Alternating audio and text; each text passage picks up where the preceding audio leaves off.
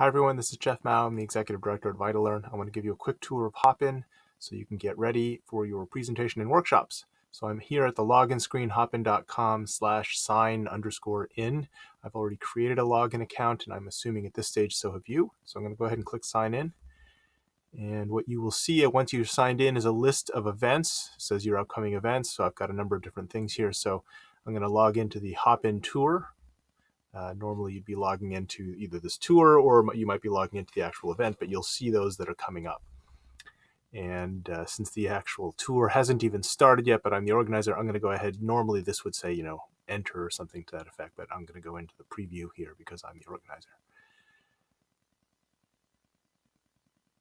Okay, so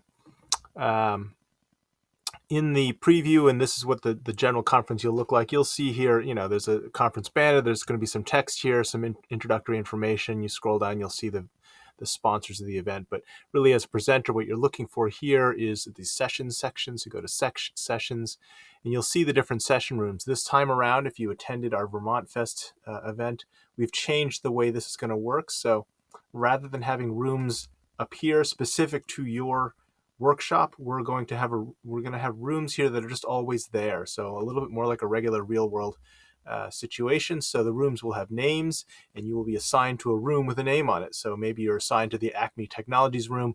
That room will always be there during the workshops, throughout the conference, and you can simply click and enter that room. And your login account will already be tagged as a moderator or a speaker for that room. And so you'll know this is the case because you'll see an interface like this where it says share audio and video. If you don't have that, it'll say something like request to share or something to that effect, because of course, as you're presenting, participants may want to ask a question, so they can always click that button and ask to be able to share or speak on camera and ask you a question. If you scroll down, you'll also see now they've added a new section here. This is basically just additional information.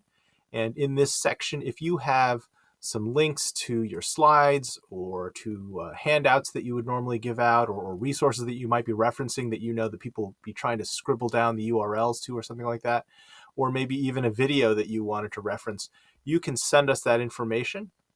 Just email it to me at director@vitalearn.org, and I can add it to this section of your room so it'll be there during your workshop. Know that since you are the only workshop happening on any given day, remember that you can come into your room early. There won't be anybody there, so you won't have to worry about that. And you can stay a little long too, because there's going to be nobody there afterward either. So the nice thing is that way you don't have to worry about people itching to leave your session at a certain time because they're trying to get to another session. On the other hand, of course, if you go long and they just simply can't stay that long, they may still disappear on you. But you're not going to be time pressured by another round of workshops that immediately follows you. There's also no time pressure where there's a session that immediately precedes you, so you can get into the room 30 minutes, 40 minutes, an hour early if you want, and start playing around and checking your video. So anyway, I'm going to click here, share audio and video, just so you can see how it works. It's going to ask me, hey, do you want to share your microphone and camera? I'm going to say, of course, go ahead. You get your choice, which microphone do you want to use, so on and so forth. You can go ahead and apply that. And then there we go. You can see my video is now playing. You can see when it hovers over here, click twice to maximize video. If you're sharing additional resources, like let's say I decide to open another browser tab here that just has Google, and I say I want to share my screen, and I say, well, let me share a different Chrome tab. I'm going to share this other tab here that was showing Google. Now you can see back in the room, there's me down here, and there's that thing I was sharing. If someone wants to see you big, they could double click here and you get big, and then your shared screen gets small, or the vice versa. We'll have videos to this same basic information for the attendees, but you may want to remind them that if you need to see something big, one of the video streams, just double click it, it'll get bigger. Obviously this is your, turn your microphone on and off, your video on and off. This is for sharing screen. This is if you wanted to share a video, which right now, because I'm sharing my screen, I can't share a YouTube video. But if I turn off my screen share, I could do this, and it's going to ask me for the URL of the video. The value of doing this way is that Hopin will push the video embedded, the embedded video to the participants so that the audio plays locally to them, as opposed to you playing a video on your screen that is being quote unquote shared, and the audio coming out of your computer speakers back into your own microphone and then through the internet and out to them, where the audio and the video are not going to be now in sync. right? So if you want to share a YouTube video, use that feature here. And then of course, over here on the side, there's the chat, and you'll see the chat going on. The polls is not something you can control. That's something that's just kind of an event-wide poll system.